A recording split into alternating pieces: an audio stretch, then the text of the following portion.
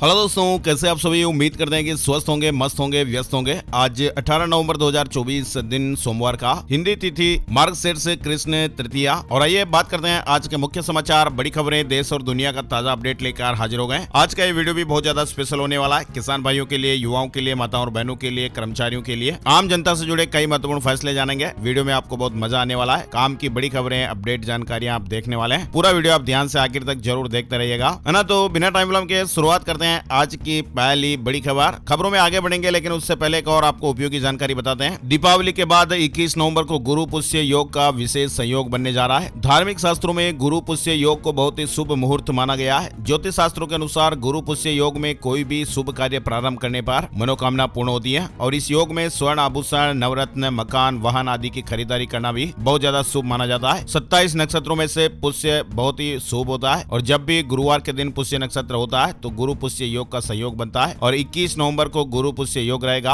और ये साल का आखिरी गुरु पुष्य योग भी होगा। और खरीदारी के लिए गुरु पुष्य योग में 21 नवंबर को सुबह 7:32 से शाम 7:30 तक खरीदारी के लिए 3 शुभ मुहूर्त मिलेंगे। गृह प्रवेश, नामकरण, गुरु दीक्षा ग्रहण समेत कई मांगलिक कार्य की शुरुआत भी हो सकती है। घर और जमीन की खरीदारी, नया व्यापार भी आरंभ किया जा सकता है। और ये योग हीरा, पुखराज, माणिक जैसे नवरत्न धारण करने के लिए भी बहुत ज्यादा शुभ होता है ना। तो 21 नवंबर को गुरु पुष्य नक्षत्र का विशेष संयोग बनेगा। चलिए खबरों में अब शुरुआत करते हैं। पहली बड़ी खबर, बद्रीनाथ धाम मंदिर के कपाट रविवार को शीतकाल के लिए बंद कर दिए गए हैं। कपाट मुहूर्त के अनुसार रात 9:07 पर बंद किए गए। कपाट बंद होने के मौके पर बद्रीनाथ धाम में पहुंचे लगभग 10,000 श्रद्धालुओं ने बद्रीनाथ के दर्शन किए। कपाट बंद होने के बाद बद्रीनाथ धाम जय बद्री विशाल के उद्घोष से गूंज उठा। 15 क्विंटल फूलों से मंदिर को सजाया गया। विधि विधान के साथ शीतकाल के लिए कपाट बंद हो गए। 190 दिन चली इस यात्रा में इस साल 14 लाख से अधिक श्रद्धालुओं ने दर्शन किए। चलिए बड़ी खबर देखते हैं। प्रधानमंत्री नरेंद्र मोदी को रविवार को नाइजीरिया का दूसरा सबसे बड़ा राष्ट्रीय पुरस्कार grand commander of the order of the niger से सम्मानित किया गया। पीएम मोदी ये सम्मान पाने वाले दूसरे विदेशी गणमान्य बन गए। इससे पहले महारानी एलिजाबेथ एकमात्र ऐसी विदेशी गणमान्य है जिन्हें साल 1969 में इस पुरस्कार से सम्मानित किया गया था। नाइजीरियाई राष्ट्रपति बोला अहमद टिनुबू से पुरस्कार प्राप्त करने के बाद पीएम मोदी ने आभार जताया। पीएम मोदी ने कहा कि मैं इस सम्मान को विनम्रता और आदर भाव से स्वीकार करता हूं और इस सम्मान को 140 करोड़ भारतवासियों और भारत नाइजीरिया की गहरी मित्रता को समर्पित करता हूं। वहीं प्रधानमंत्री नरेंद्र मोदी ने नाइजीरिया में रह रहे प्रवासी भारतीयों को संबोधित करते हुए कहा, यहाँ जिस तरह का मेरा स्वागत हुआ वह अद्भुत है। पीएम मोदी ने कहा कि ये सिर्फ मोदी का सम्मान नहीं है, ये सम्मान भारत के करोड़ों लोगों का है और ये सम्मान आप सभी का है ना। और पीएम मोदी नाइजीरिया के बाद ब्राजील रवाना हो गए। G20 शिखर सम्मेलन में शिरकत करेंगे। प्रधानमंत्री मोदी रविवार को नाइजीरिया की अपनी पहली यात्रा पूरी करने के बाद G20 समिट में भाग लेने के लिए ब्राजील रवाना हो गए। इससे पहले उन्होंने नाइजीरिया के राष्ट्रपति बोला अहमद टिनुबू के साथ द्विपक्षीय वार्ता भी की। आपको बताएं आज सोमवार से ही G20 समिट की शुरुआत हो रही है। ब्राजील में G20 सम्मेलन आज सोमवार से शुरू हो रहा है, जिसमें दुनिया भर के तमाम बड़े नेता इकट्ठे हो रहे हैं। और इस दौरान सभी की निगाहें ग्लोबल वार्मिंग को लेकर जारी कूटनीतिक तनाव पर रह सकती हैं। ब्राजील में सोमवार और मंगलवार को विभिन्न विषयों पर G20 देशों के नेता चर्चा करेंगे। चलिए आगे बढ़ते हैं। बड़ी खबर, दिल्ली में AQI 450 के पार और ये बहुत ही गंभीर श्रेणी है। राजधानी दिल्ली में प्रदूषण का स्तर लगातार गंभीर होता जा रहा है। रविवार शाम को दिल्ली का AQI 450 के पार दर्ज किया गया, जो कि बेहद गंभीर श्रेणी में आता है। और इसके चलते राजधानी दिल्ली में कई तरह के नए प्रतिबंध भी लागू हो गए। Commission for air quality management यानी CAQM ने आज 18 नवंबर 2024 की सुबह 8 बजे से ही राजधानी दिल्ली में ग्रेप के चौथे चरण को लागू करने का ऐलान भी कर दिया है। और ग्रेप का चौथा चरण लागू होते ही और भी कई नए प्रतिबंध लागू हो जाएंगे। ट्रकों की एंट्री बैन, स्कूल बंद हो जाएंगे। WFH की सिफारिश, दिल्ली में ग्रेप 4 के बाद आज से ये नई पाबंदियां लागू हो जाएगी। कक्षा 6 से 9वीं और 11वीं की क्लासेज को ऑनलाइन मोड में चलाने की अपील की गई है। CAQM ने सभी कर्मचारियों को घर से काम करने यानी वर्क फ्रॉम होम का आदेश नहीं दिया, लेकिन दिल्ली सरकार को यह सलाह दी गई है कि सरकारी, नगरपालिका और निजी कार्यालयों में 50% कर्मचारियों को कार्यालय से और बाकी को घर से काम करने की अनुमति दी जाए। ग्रेप 4 के अंतर्गत CAQM ने कक्षा 6 से 11वीं तक के विद्यार्थियों के लिए ऑनलाइन कक्षाएं संचालित करने की सिफारिश की है और सरकार ने फैसला भी ले लिया है। दिल्ली सरकार ने 6 से 11वीं कक्षा को ऑनलाइन चलाने का फैसला लिया है। 10वीं और 12वीं के छात्रों को स्कूल जाना होगा। चलिए बड़ी खबर देखिए। मणिपुर से महत्वपूर्ण और बड़ा अपडेट चल रहा है। मणिपुर में 3 महिला और 3 बच्चों के बॉडी मिलने के बाद हिंसक प्रदर्शन वहां बहुत खतरनाक तरीके से जारी है। और इसी बीच राज्य की बीजेपी सरकार में शामिल नेशनल पीपुल्स पार्टी ने समर्थन वापसी का ऐलान भी कर दिया है। 60 सदस्यों वाली मणिपुर विधानसभा में NPP के 7 सदस्य हैं जो भाजपा सरकार को समर्थन दे रहे थे। बीजेपी के पास 32 सदस्य हैं, जबकि बहुमत का आंकड़ा 31 है और ऐसे में सरकार को फिलहाल खतरा नहीं है। मणिपुर हिंसा के मामले को देखते हुए NPP ने बीजेपी से समर्थन वापस लिया है। सरकार को खतरा नहीं है, अफवाह हटाने की मांग की गई है। वहीं खड़गे ने कहा कि मणिपुर ना एक ना सेफ। मणिपुर के हालातों पर गृह मंत्रालय की भी नजर जा रहे हैं। अमित शाह ने सुरक्षा स्थिति की समीक्षा की। केंद्रीय गृह मंत्री अमित शाह ने दिल्ली में बैठक करके वरिष्ठ अधिकारियों के साथ सुरक्षा स्थिति की समीक्षा की और उन्होंने अधिकारियों को मणिपुर में शांति व्यवस्था बहाल करने के लिए कड़े कदम उठाने के निर्देश दिए हैं। वहीं गृह मंत्री आज भी अधिकारियों के साथ बैठक करेंगे। मणिपुर का दौरा करें पीएम मोदी। हिंसा पर राहुल गांधी ने कहा विचलित करने वाले हालात बने हुए हैं। राहुल गांधी ने कहा कि मैं प्रधानमंत्री मोदी से एक बार फिर मणिपुर का दौरा करने और क्षेत्र में शांति और सौहार्द बहाल करने की दिशा में काम करने का आग्रह करता हूं। चलिए बड़ी खबर देखिए। वोटिंग से पहले शिंदे ने कहा सीएम की रेस में नहीं, कहा कि अगला मुख्यमंत्री महायुति का ही होगा। फडणवीस भी खुद को रेस से बाहर बता चुके हैं। महाराष्ट्र में वोटिंग से 2 दिन पहले सीएम एकनाथ शिंदे ने रविवार को कहा कि वो सीएम पद की रेस में नहीं है। आज तक से बातचीत में उन्होंने कहा कि यह भी तय है कि सीएम महायुति का ही होगा। वहीं आपको बताएं इससे एक दिन पहले ही महाराष्ट्र के डिप्टी सीएम देवेंद्र फडणवीस ने एएनआई से बातचीत में भी यही बात कही थी। आपको बताएं महाराष्ट्र की सभी 288 विधानसभा सीटों के लिए सिंगल फेज में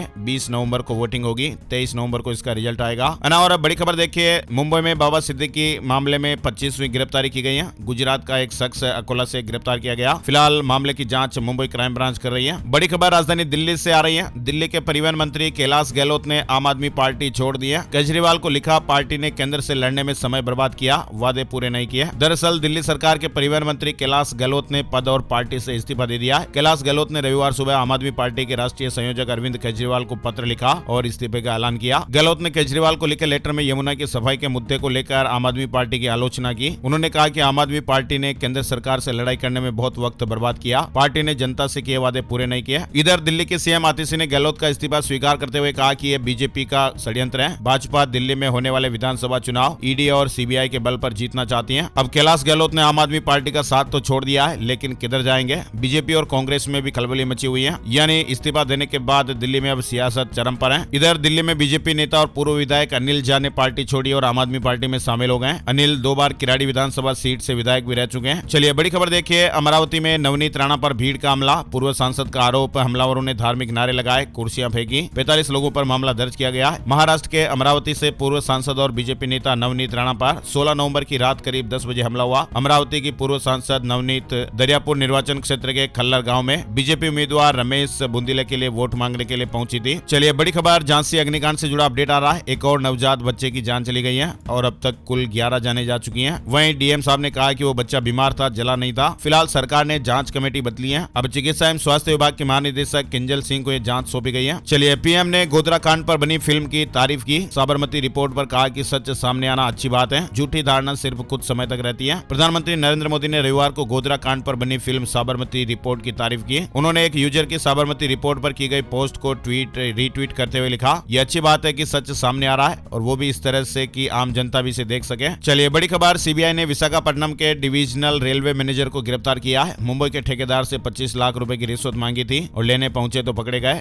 और रूस और चीन को भारत ने बड़ी टक्कर दी है। डीआरडीओ ने पहले हाइपरसोनिक मिसाइल का परीक्षण किया। भारत के रक्षा अनुसंधान एवं विकास संगठन यानी डीआरडीओ ने 17 नवंबर को लंबी दूरी की पहली हाइपरसोनिक मिसाइल का सफलतापूर्वक परीक्षण किया है और यहाँ डीआरडीओ के लिए एक लाइक तो जरूर बनता है। मतलब दोस्तों 1500 किलोमीटर से इसकी ज्यादा रेंज है और आवाज से 5 गुना तेज इसकी रफ्तार है और इसे रोक पाना असंभव। ये एक बड़ी उपलब्धि है और हमारे देश के लिए एक ऐतिहासिक पल भी है। यानी इस मिसाइल की सफल टेस्टिंग से भारत अब उन चुनिंदा देशों के ग्रुप में शामिल हो गया है जिनके पास ऐसी सैन्य टेक्नोलॉजी है और ये एक बड़ी उपलब्धि है। लॉन्च के बाद इसकी रफ्तार 6200 किलोमीटर प्रति घंटे तक पहुंच सकती है, जो कि साउंड की स्पीड से भी 5 गुना ज्यादा है। डिफेंस सिस्टम से ट्रैक करना इसे मुश्किल होगा और परमाणु हथियार ले जाने में भी ये सक्षम है और इस तरह की मिसाइलें हवा में ही रास्ता बदलने में काफी माहिर होती हैं और ऐसे में ये जगह बदल रहे टारगेट को भी निशाना बना सकती हैं। चलिए बड़ी खबर आ रही है। इजरायली प्रधानमंत्री नेतन्याहू के घर पर हमला हुआ, आंगन में आग के गोले गिरे। 1 महीने के भीतर ये दूसरी बार निशाना बनाया गया। इजरायल के प्रधानमंत्री बेंजामिन नेतन्याहू के सीजेरिया स्थित घर पर फिर से हमला हुआ है। वहीं इजरायल ने यहाँ पर बड़ी कार्रवाई की। हिजबुल्लाह के खिलाफ इजरायल की बड़ी कार्रवाई है। हिजबुल्लाह के नेता रहे हसन नसरल्लाह के मारे जाने के बाद अफीक अपने संगठन का मीडिया में पक्ष रख रहा था और अब इजरायल ने उसे भी मार गिराया है। वहीं खबर आ रही है कि ईरानी सुप्रीम लीडर खोमेनी ने बेटे को गद्दी सौंप दी है। बीमारी की वजह से पद छोड़ दिया है। ईरान के supreme leader Ayatollah Ali Khamenei ने अपने दूसरे बेटे मुजतबा खोमेनी को उत्तराधिकारी बना दिया है। और यूक्रेन रूस पर हमले के लिए लंबी दूरी की मिसाइलों का उपयोग करें, बाइडेन ने अनुमति दी है। अमेरिकी राष्ट्रपति जो बाइडेन ने पद छोड़ने से महज 2 महीने पहले ये बड़ा फैसला लिया है। उन्होंने पहली बार यूक्रेन को रूस के ठिकानों पर हमले करने के लिए लंबी दूरी की मिसाइलों का उपयोग करने की अनुमति दी है और इन मिसाइलों की आपूर्ति अमेरिका ने की है। चलिए बड़ी खबर देखिए। टाटा ग्रुप की टाटा इलेक्ट्रॉनिक्स से ताइवान की कॉन्ट्रैक्ट मैन्युफैक्चरर पेगाट्रॉन के भारत में एकमात्र आईफोन प्लांट में मेजोरिटी स्टेक खरीदने का प्लान बना रही है। वहीं देखिए हरियाणा सीएम नायब सैनी का दिल्ली दौरा, केंद्रीय नेताओं से मुलाकात कर रहे हैं। नड्डा खट्टर से मिलकर कई मुद्दों पर भी चर्चा की गई। हरियाणा के मुख्यमंत्री नायब सैनी दिल्ली दौरे पर हैं। वहीं खबर है कि हरियाणा के 4 जिलों में प्राइमरी स्कूलों की छुट्टी हो गई है। प्रदूषण और धुंध के चलते आदेश जारी हुआ है। हरियाणा में भी प्रदूषण और धुंध के चलते पानीपत के बाद अब नुह, रोहतक और सोनीपत के प्राइमरी स्कूलों को बंद करने का भी आदेश जारी कर दिया है। वहीं देखिए, हरियाणा में गाड़ी ने पुलिस को चौंकाया। जिसे थार समझकर रोका वह 19 साल पुरानी बोलेरो निकली। चालान काट कर थाने में खड़ी की। हरियाणा के कैथल में पुलिस ने एक 24 इंच चौड़े टायर वाली जीप को रोककर जांच की। गाड़ी का रिकॉर्ड सामने आया तो पुलिस अधिकारी भी चौंक गए। गाड़ी थार जैसी दिख रही थी, लेकिन असल में वह कोई थार नहीं बल्कि 19 साल पुरानी बोलेरो गाड़ी थी। पुरानी गाड़ी को मॉडिफाई करवाकर थार का रूप दिया गया था। फिलहाल पुलिस ने इसके मालिक का 23,000 रुपए का चालान काटा और गाड़ी को जब्त किया है। चलिए, हरियाणा विधानसभा से जुड़ा अपडेट आ रहा है। महंगाई, गरीबी, खाद और डेंगू पर हंगामे के आसार। मंगलवार को भी सत्र चलेगा। 2 बिल वापस लेगी सरकार। इस तरह की खबरें हैं। हरियाणा विधानसभा के शीतकालीन सत्र की तीसरे दिन की कार्यवाही सोमवार दोपहर 2 बजे से आरंभ होगी और इस सत्र में महंगाई, गरीबी और खाद की कमी के साथ स्वास्थ्य सेवाओं पर भी चर्चा होने के अनुमान है। हरियाणा में पत्रकारों को बड़ी सौगात दी गई है। कैशलेस इलाज की सुविधा मिलेगी। हरियाणा सरकार ने मान्यता प्राप्त पत्रकारों को सरकारी कर्मचारियों की तरह कैशलेस इलाज की सुविधा देने का ऐलान किया है। मुख्यमंत्री मनोहर लाल ने राष्ट्रीय प्रेस दिवस पर पत्रकारों को शुभकामनाएं देते हुए यह घोषणा की। साथ ही उन्होंने पत्रकारों की हाउसिंग सोसाइटी की मांग पर भी आश्वासन दिया है। पत्रकारों को वोल्वो सहित हरियाणा रोडवेज की सभी बसों में मुफ्त यात्रा की सुविधा भी दी जा रही है और अब हरियाणा में मान्यता प्राप्त पत्रकारों को सरकारी कर्मचारियों की तर्ज पर कैशलेस उपचार की सुविधा दी जाएगी। और वैसे फिलहाल 60 साल से अधिक की आयु के पत्रकारों को 15,000 रुपए मासिक पेंशन का लाभ भी मिल रहा है। वहीं मुख्यमंत्री जी ने कहा कि मुफ्त बस यात्रा की सुविधा भी जारी रहेगी। मान्यता प्राप्त पत्रकारों को वोल्वो सहित हरियाणा रोडवेज की सभी बसों में 1 साल में 4,000 किलोमीटर तक मुफ्त यात्रा की सुविधा भी दी जा रही है। चलिए, बड़ी खबर देखिए, मध्य प्रदेश से आ रही है। छोटे किसानों के लिए केंद्रीय मंत्री शिवराज सिंह चौहान ने बड़ा ऐलान किया है। प्याज, टमाटर, आलू के दाम गिरने से रोकने तय होंगे मॉडल रेट। सरकार उठाएगी नुकसान। केंद्रीय कृषि मंत्री शिवराज सिंह चौहान ने कहा कि केंद्र सरकार ने एक योजना बनाई है जिसमें प्याज, टमाटर और आलू के दाम गिरते रहते हैं तो किसान को नुकसान होता है। इसलिए ICAR लागत पर 50% मुनाफा जोड़कर मॉडल रेट तय किया जाएगा। बाजार रेट और मॉडल रेट का अंतर किसानों को दिया जाएगा। केंद्र सरकार और राज्य सरकार 50-50% नुकसान वहन करेंगे। साथ ही कहा कि प्याज के एक्सपोर्ट से प्रतिबंध भी हटाया गया है। एक्सपोर्ट शुल्क 40% से घटाकर 20% किया गया है। बड़ी खबर देखिए, बागेश्वर धाम से ओरछा तक पद यात्रा निकालेंगे धीरेन्द्र कृष्ण शास्त्री। देश के प्रसिद्ध लोग शामिल होंगे। कहा कि तलवारों से नहीं, विचारों से परिवर्तन लाना है। बागेश्वर धाम के पीठाधीश्वर पंडित धीरेन्द्र कृष्ण शास्त्री 21 से 29 नवंबर तक सनातन हिंदू एकता पद यात्रा निकालेंगे और ये यात्रा धाम से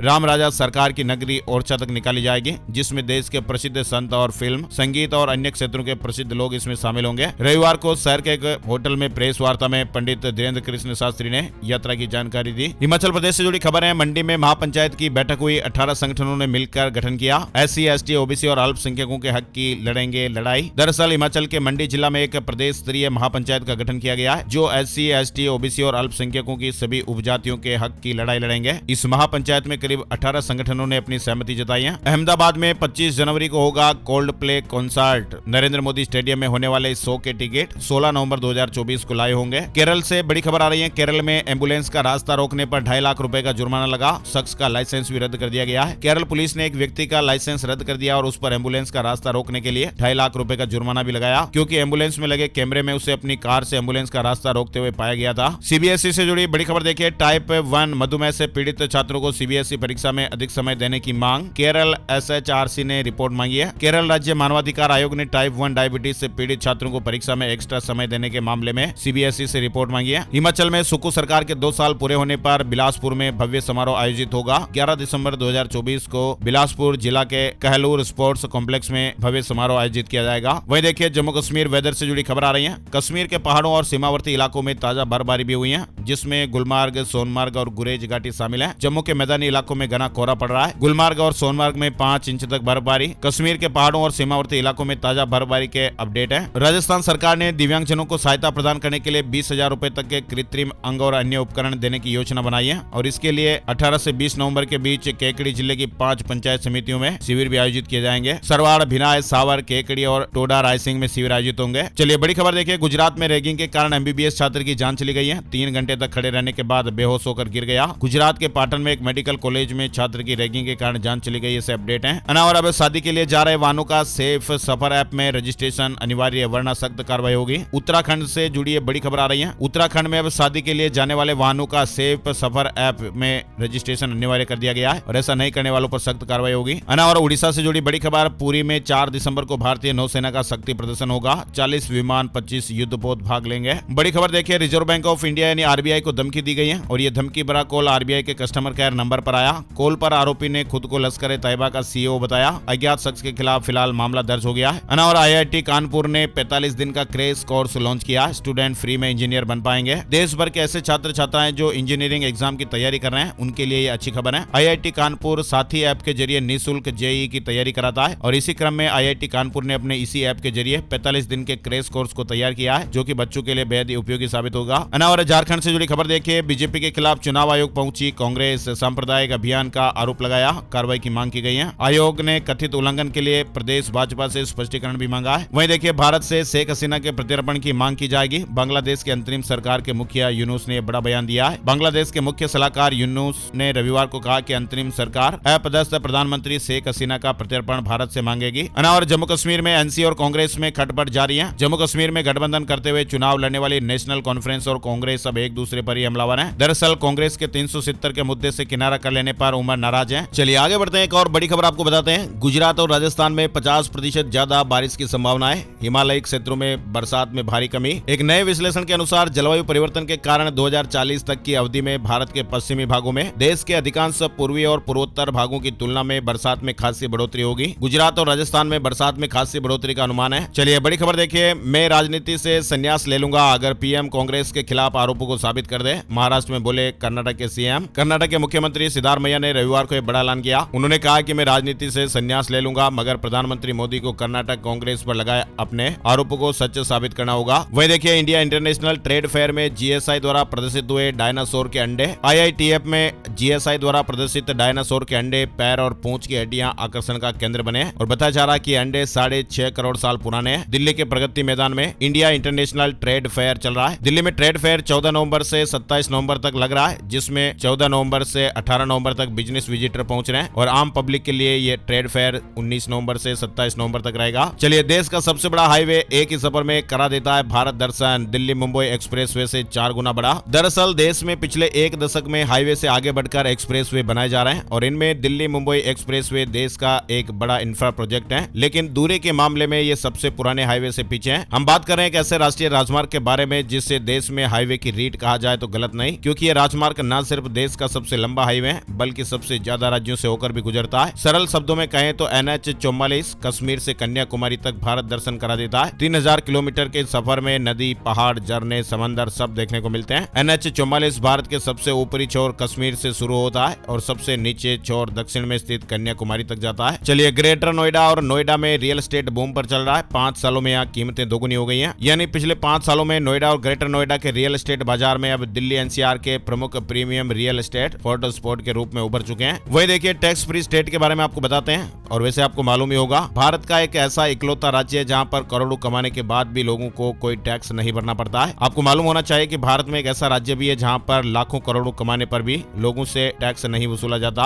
और इस राज्य का नाम सिक्किम। भारत में नॉर्थ ईस्ट का इकलौता ऐसा राज्य है जहाँ पर लोगों को टैक्स से राहत दी गई है। सिक्किम को एक इनकम टैक्स में राहत क्यों मिली हुई है, इसकी जानकारी आप स्क्रीन पर पढ़ सकते हैं, देख सकते हैं। ज्यादा डिटेल में जाते हैं तो फिर वीडियो लंबा हो जाता है, इसलिए थोड़ा जल्दी जल्दी चलना पड़ता है ना। और बड़ी खबर आ रही है, नासा के पूर्व वैज्ञानिक डॉक्टर रमेश चंद की इच्छा पूरी। परिवार वालों ने CCSU को दान की करोड़ों की संपत्ति। नासा के पूर्व वैज्ञानिक एवं प्रधानमंत्री इंदिरा गांधी के निमंत्रण पर भारत आए डॉक्टर रमेश चंद त्यागी की इच्छा पूरी हो गई है। उनके परिवार वालों ने मेरठ स्थित पैतृक आवास चौधरी चरण सिंह विश्वविद्यालय को दान कर दिया। चलिए बड़ी खबर, हिमाचल सरकार ने मुख्यमंत्री सुख आश्रय योजना का दायरा बढ़ाया है। मुख्यमंत्री जी ने रविवार को कहा कि वर्तमान में ये योजना प्रदेश के 6000 अनाथ बच्चों को लाभ पहुंचा रही है, लेकिन अब मुख्यमंत्री जी ने बताया कि अब ये योजना विभिन्न चुनौतियों से जूझ रहे सरेंडर और परित्यक्त बच्चों की भी मदद करेगी। परित्यक्त बच्चों से तात्पर्य ऐसे बच्चों से है जिनके जैविक या दत्तक माता पिता अभिभावकों ने उनका त्याग कर दिया है, जबकि सरेंडर बच्चों में वे बच्चे शामिल होंगे जिनके माता पिता या अभिभावकों ने शारीरिक, मानसिक और सामाजिक कारणों से त्याग किया है। इन बच्चों को भी अब इस योजना का लाभ मिलेगा।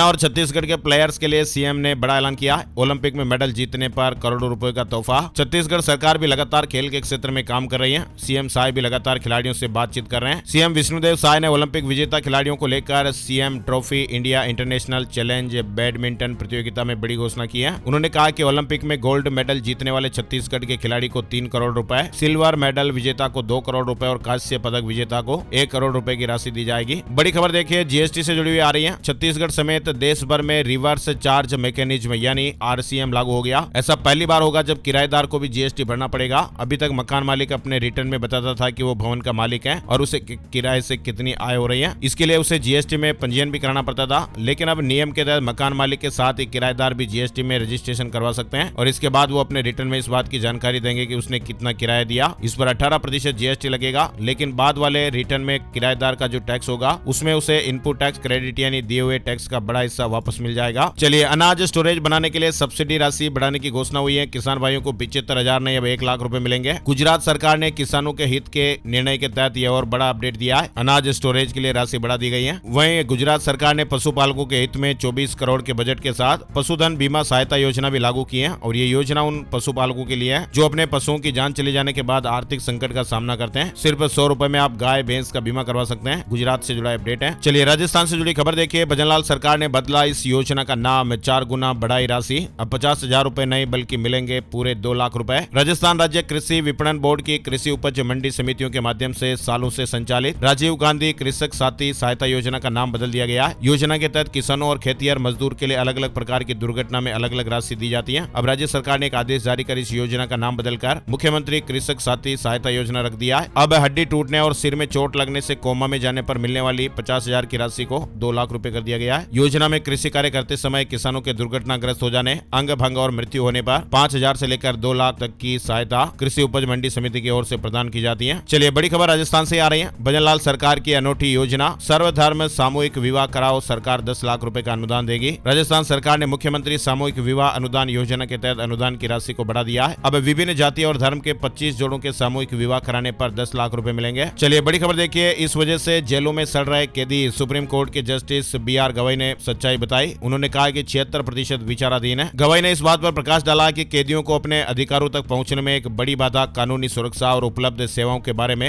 जागरूकता की कमी है और इसे दूर करने के लिए जेलों के भीतर कानूनी जागरूकता बढ़ाना महत्वपूर्ण है। और हाईकोर्ट की इंदौर खंडपीठ ने बड़ा फैसला सुनाया है। माताओं और बहनों से जुड़ा हुआ यह बड़ा फैसला है। पत्नी को नौकरी छोड़ने के लिए मजबूर करना क्रूरता की श्रेणी में आएगा। मध्य प्रदेश हाईकोर्ट के चीफ जस्टिस की अध्यक्षता वाली खंडपीठ ने एक महिला की तलाक याचिका मंजूर करते हुए कहा कि यदि कोई व्यक्ति अपनी पत्नी को नौकरी छोड़ने और अपनी इच्छा के अनुसार रहने के लिए मजबूर करता है तो ये क्रूरता होगी। डिवीजन बेंच ने महिला की तलाक की अर्जी को मंजूर कर लिया है। 33 साल की यह महिला नौकरी करती है। फैमिली कोर्ट में याचिका खारिज होने के बाद उसने हाईकोर्ट का रुख किया था और ये दावा किया था कि उसका पति उसे नौकरी छोड़ने और भोपाल में उसके साथ रहने के लिए मानसिक रूप से परेशान कर रहा था। चलिए, बड़ी खबर देखिए। हरियाणा के करनाल में पंजाब नेशनल बैंक में घोटाला, कैशियर ने हजम कर लिए 60 लाख रुपए। वहीं श्री कृष्ण जन्मभूमि मामले से जुड़ी खबर भी है। मुस्लिम पक्ष की 3 याचिकाओं पर सुप्रीम कोर्ट सुनवाई करेगा। मथुरा के श्री कृष्ण जन्मभूमि मामले में 21 नवंबर को सुप्रीम कोर्ट में सुनवाई होगी। झारखंड में अगले 4 दिनों में मौसम तेजी से बदल सकता है। पश्चिम की ओर से आ रही हवा ठंड को बढ़ा रही है। वहीं देखिए, बोइंग ने अपने प्रोफेशनल एरोस्पेस लेबर यूनियन के 400 से अधिक मेंबर्स को छटने के नोटिस भेजे। शेयर बाजार में इस हफ्ते उतार चढ़ाव का अनुमान है। Trump administration, domestic economic data, global economic data,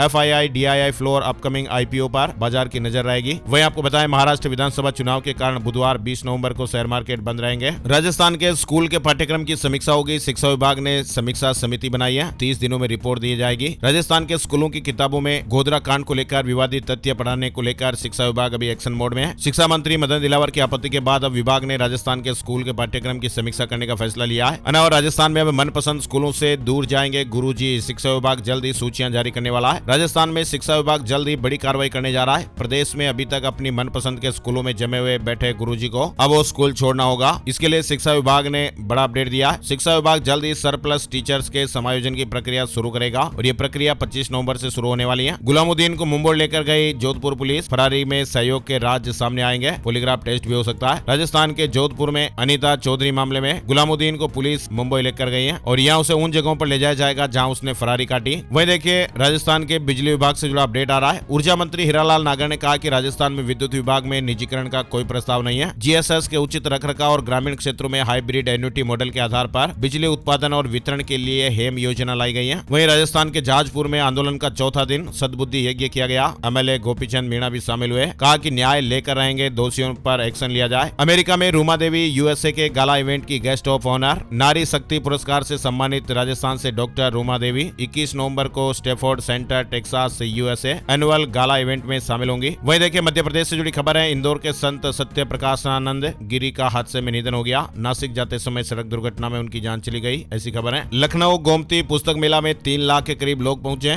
9 दिन में 50,000 से ज्यादा किताबें बिकी। किताबों और अभिव्यक्ति के 9 दिनों के उत्सव के बाद गोमती पुस्तक महोत्सव का समापन हो गया है। वहीं बड़ी खबर यूपी से है। केजीएमयू में बहुत ही जल्द बोन बैंक की शुरुआत होने वाली है और इसके लिए सभी जरूरी प्रक्रिया भी पूरी हो गई है। कुछ प्रोसेस बाकी है जो जल्दी पूरी हो जाएगी। ट्रांसप्लांट मरीजों को बड़ी राहत मिलेगी। हड्डी के ट्यूमर पर एक्सपर्ट ने टिप्स भी दिए हैं। अयोध्या मंडल बुजुर्ग पेंशनरों की संख्या में बढ़ोतरी हुई है। अयोध्या मंडल के बुजुर्ग पेंशनरों की संख्या 5,25,000 तक पहुंच गई है और इन्हें राष्ट्रीय वृद्धावस्था पेंशन योजना के तहत लाभ मिल रहा है। आइए अब आपको बताते हैं क्या कुछ कह रहे हैं सितारे। आज का राशिफल। आज 18 नवंबर सोमवार के ग्रह नक्षत्र सिद्ध और आनंद योग बना रहे हैं, जिससे मेष राशि वालों को बिजनेस में फायदा होने की संभावना है। कर्क राशि वालों के लिए अनुकूल समय है। सिंह राशि वालों के लिए भी फायदेमंद वाला दिन रहेगा। जरूरत के अनुसार कन्या राशि वालों के इनकम सोर्स भी बनेंगे। मकर राशि के नौकरी पेशा लोगों को महत्वपूर्ण उपलब्धि मिल सकती है। तुला राशि के नौकरी पेशा लोगों को एक्स्ट्रा काम करना पड़ सकता है। कुंभ राशि के लोग बिजनेस के फैसले सावधानी से लें। मीन राशि के नौकरी पेशा लोगों का विवाद हो सकता है। इनके अलावा बाकी राशियों पर सितारों का मिला जुला असर रहेगा। तो ये थे दोस्तों आज के मुख्य समाचार और ब्रेकिंग न्यूज अपडेट। इस वीडियो को आप अपने यार दोस्तों, मित्रों और जान पहचान वालों के साथ फेसबुक और व्हाट्सएप पर भी जरूर शेयर कर दीजिएगा। एक और नई जानकारी और नए वीडियो में फिर मिलते हैं। तब तक के लिए जय श्री राम, जय हनुमान।